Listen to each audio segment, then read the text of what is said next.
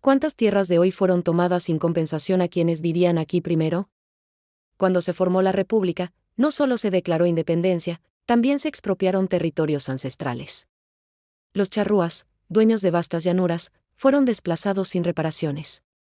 La tierra, que para ellos era vida y espiritualidad, se convirtió en propiedad privada para unos pocos. Hasta hoy, esas tierras siguen en manos de herederos de quienes las tomaron. La deuda histórica no es solo memoria, es una pregunta incómoda sobre justicia, propiedad y reparación. ¿Podemos hablar de un país justo si las raíces de su tierra nacen de la expropiación?